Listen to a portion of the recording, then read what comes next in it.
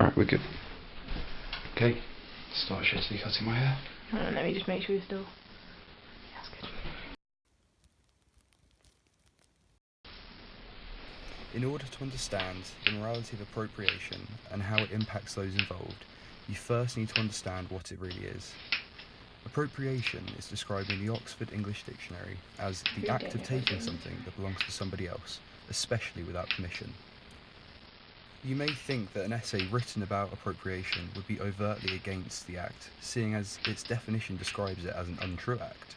However, this very video is an act of appropriation, with ideas and themes taken from Rebecca Horne's Berlin Exercises in 9 parts, Dreaming Underwater, made in 1944 to 1945. Through this essay, I intend to analyse the ethical dilemma which is appropriation, using my own act of what is essentially stealing as the main example. The first element of the issue which I have chosen to discuss is the degree to which an artist chooses to appropriate another's work. Within my own work, I have recreated Horne's video, using my own footage. None of her work is actually present within the piece. Instead, I have copied her idea down to the very subject matter, which is a person, in this case myself, having their hair cut in a rather precarious manner. This may seem as an entirely wrong thing to do, as it shows a lack of originality and creativity, yet when you compare it to the blatant plagiarism seen within Robert Rauschenberg's print, Pull, made in 1974, my own act of artistic criminality seems rather inferior. Rauschenberg showed the world his sinister side in the 70s when it was revealed that he had used the images of another artist to create his own prints. Morton Beebe had created the image titled Mexico Driver in 1970, and it featured in a Nikon cameras advert spanning across 17 different magazines. A few years later, when Beebe and his friends saw the cover for a Time magazine issue, Beebe immediately filed a lawsuit against Rauschenberg. The courts ruled that Pull was indeed a breach of copyright law, and Rauschenberg was forced to settle. He did so by paying for all of the photographer's legal fees and gifting him a signed copy of Pull, which was really just a signed copy of one of Beebe's own prints. A massive slap in the face, if you ask me. It became apparent after the dispute was settled that the appropriation of low-wage photographers' work was a very common thing within 70s America.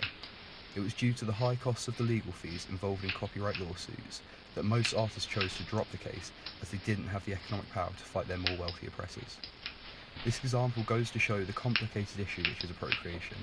Is it okay for an artist to use another's idea, or another's style? Is it completely down to the way in which a person applies this?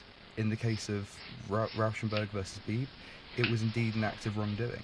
However, in the case of my video, is it really wrong that I used the same ideas as Horne? At the end of the day, it is composed completely of my own footage. Really ginger down Another issue to focus on is the reasoning given to the act of appropriation, and whether or not the originator is given credit. If an artist is copying the style or imagery used within another work as an act of respect or to pay homage to the originator, then should there really be a problem?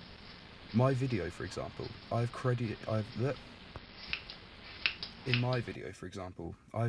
Rebecca Horne with having created the original video, and the purpose of my work is to educate and discuss. There is no financial or social gain from using her work.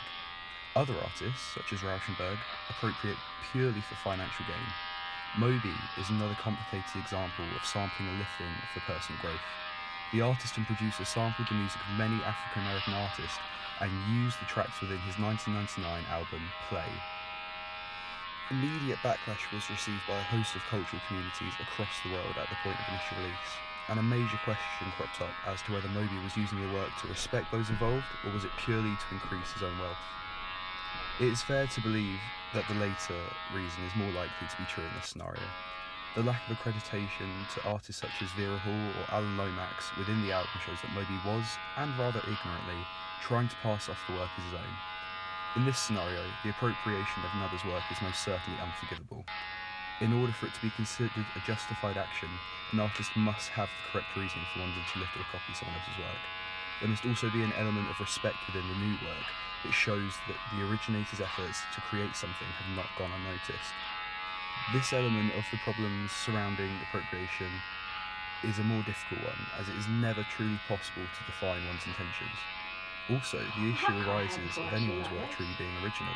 As Mark Twain said, There is no such thing as a new idea. It's impossible. We simply take a lot of old ideas and put them into some sort of mental kaleidoscope. This only further complicates issues, as there is no true way to define intellectual property, and the protection of ideas is almost impossible. In conclusion, the issue of appropriation within the creative world is long and never-ending. However, there is one defining point to be aware of. The use of artists' work or ideas becomes an issue as soon as there is an apparent disregard for the originator's effort, and for the creative process in general.